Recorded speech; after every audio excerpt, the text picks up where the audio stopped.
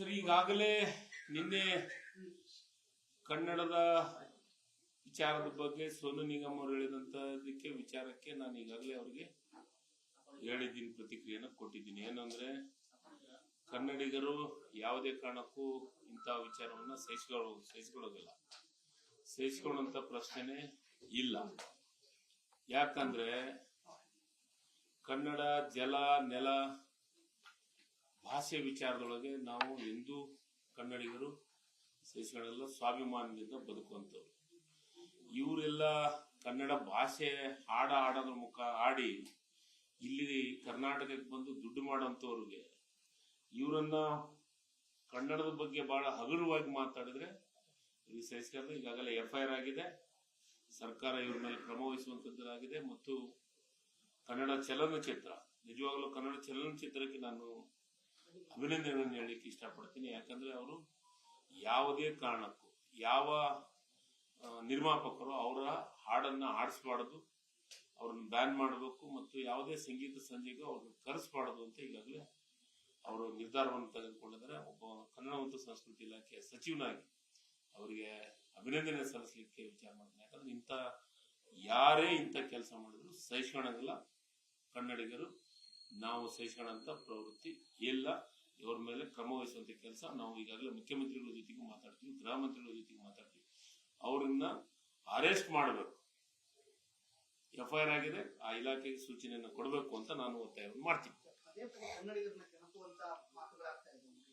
ಸರಿ, ಈಗ ಕಾನೂನು ತರಬೇಕು ಅಂತ ಇದ್ರ ಬಗ್ಗೆ ಚರ್ಚೆಯನ್ನ ಮಾಡ್ತಾ ಇದ್ದೀವಿ. ಮುಖ್ಯಮಂತ್ರಿಗಳ ಗಮನಕ್ಕೆ ತರುವಂತ ಕೆಲಸನೂ ಮಾಡ್ತೀನಿ. ನಾನು ನಾಡಿನ ಜನಕ್ಕೆ, ಕನ್ನಡಕ್ಕೆ, ನಮ್ಮ ಭಾಷೆಗೆ ಯಾರಾದ್ರೂ ದ್ರೋಹ ಬಗೆದ್ರೆ ಅವ್ರ ಮೇಲೂ ಏನಾದ್ರೂ ಒಂದು ಕಠಿಣವಾದಂತ ಶಿಕ್ಷೆ ಕೊಡುವಂತ ಕಾನೂನನ್ನು ತರಬೇಕು ಅಂತ ನನ್ನ ಮನಸ್ಸಿನಲ್ಲಿದೆ. ಅದನ್ನ ಮುಖ್ಯಮಂತ್ರಿಗಳು ಮತ್ತು ಗೃಹ ಮಂತ್ರಿಗಳು, ಉಪಮುಖ್ಯಮಂತ್ರಿಗಳು ಗಮನಕ್ಕೆ ತರುವಂತ ಕೆಲಸಗಳು ಮಾಡ್ತಾರೆ. ಸರ್, ಯುದ್ಧ ಭೀತಿ ಇರೋ ಹಿನ್ನೆಲೆಯಲ್ಲಿ ಮಾಕ್ ಡ್ರಿಲ್ಗೆ ಸೂಚನೆಯನ್ನು ಕೊಡ್ತಾ ಇರೋದು.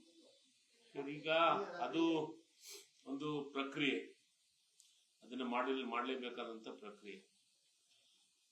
ಈ ಭಯೋತ್ಪಾದಕರನ್ನ ಅಟ್ಟಾಡಿಸಬೇಕು, ಅವ್ರ ಮೇಲೆ ಕಠಿಣವಾದಂತ ಶಿಕ್ಷೆಯನ್ನು ಆಗ್ಲೇಬೇಕು.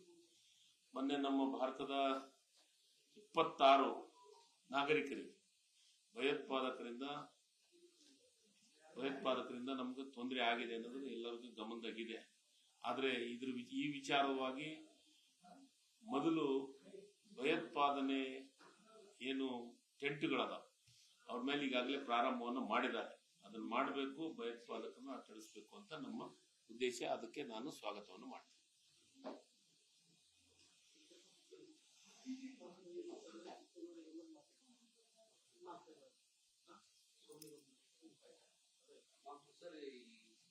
ಹಿಂದೂ ಸಂಘಟನೆ ಕಾರ್ಯಕರ್ತರ ಕೊಲೆ ವಿಚಾರ ಬಿಜೆಪಿಯವರು ಸರ್ಕಾರ ನಾಲಾಯಕ್ಕು ಶೋಭಾ ಕರಂದ್ಲಾಜೆಯವರಿಂದ ಸೇರಿ ಪ್ರತಿಯೊಬ್ಬರು ಆರೋಪ ಮಾಡ್ತಿದ್ದಾರೆ. ಏನಂತ ಸರ್?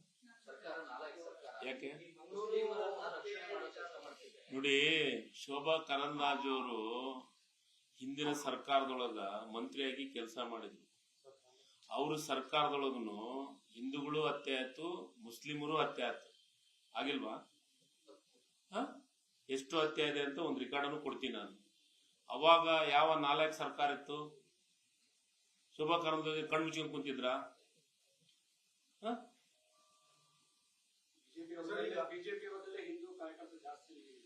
ನೋಡಿ, ಹಿಂದೂ ಕಾರ್ಯಕರ್ತರು, ಮುಸ್ಲಿಂ ಕಾರ್ಯಕರ್ತರು, ಬೇರೆ ಜಾತಿಯ ಕಾರ್ಯಕರ್ತರು ಅನ್ನೋದಕ್ಕಿಂತ ಈ ದೇಶದ ಪ್ರಜೆಗಳು ಕೊಲೆ ಯಾವುದೇ ಕಾರಣಕ್ಕೂ ಸಹಿಸ್ಕೊಳ್ಳಂಗಿಲ್ಲ.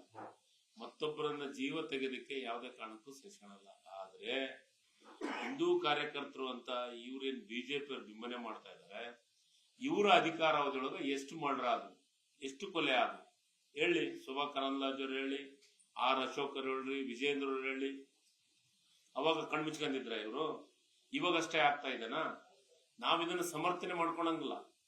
ಇದು ಸಮರ್ಥನೆ ಮಾಡ್ಕೊಂಡಂತ ವಿಷಯನೂ ಅಲ್ಲ, ಇದು ಆಗ್ಬಾರ್ದು. ಆದ್ರೆ ರಾಜಕೀಯವಾಗಿ ಬಳಕೆ ಮಾಡ್ಕೊಂತ ಇದ್ದಾರಲ್ಲ, ಹಿಂದೂ ಯುವಕರನ್ನ, ಹಿಂದೂಗಳನ್ನ ಇವರು ಬಳಕೆ ಮಾಡ್ಕೊಂತಾರೆ ಇವರು ರಾಜಕಾರಣಕ್ಕಾಗಿ. ಇವರಿಂದ ಯಾವ ಹಿಂದೂಗಳಿಗೆ ಒಳ್ಳೇದಾಗಿದೆ ಹೇಳಿ,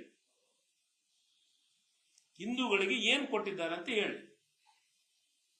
ಏನ್ ಮಾಡಿದ್ದಾರೆ ಇವರು? ಇವರನ್ನ ನಂಬಿ ಇವ್ರ ಪ್ರಚೋದನದಿಂದ ಇವತ್ತು ಯುವಕರು ತಪ್ಪು ದಾರಿಗೆ ಹೋಗುವಂತ ಕೆಲಸ ಆಗ್ತಾ ಇದೆ.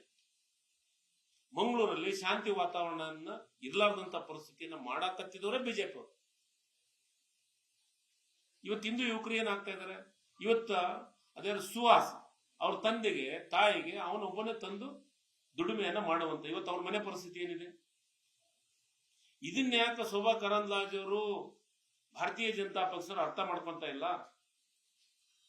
ಇವ್ರ ಕಾಲಘಟ್ಟದೊಳಗ ಇವರ ಅವಧಿಯೊಳಗ ಬಿಜೆಪಿ ಅವಧಿಯೊಳಗ ಹಿಂದೂಗಳ ಹತ್ಯೆ ಆಗಿಲ್ವಾ? ನೋಡಿ, ಹಿಂದೂಗಳ ಹತ್ಯೆ ಆದ್ರೂ ಅಷ್ಟೇ, ಮುಸ್ಲಿಂ ಹತ್ಯೆ ಆದ್ರೂ ಅಷ್ಟೇ, ಯಾರದೇ ಹತ್ಯೆ ಆಗ್ಬಾರ್ದು. ಅದನ್ನ ಅದ್ರೊಳಗ ಈ ಸತ್ತೋರ ಮೇಲೆ ರಾಜಕಾರಣ ಮಾಡೋದು, ಹೆಣದ ಮೇಲೆ ರಾಜಕಾರಣ ಮಾಡೋದು ಇವ್ರಿಗೆ ಒಂದು ಪರಿಪಾಠ ಆಗ್ಬಿಟ್ಟಿದೆ ಬಿಜೆಪಿ.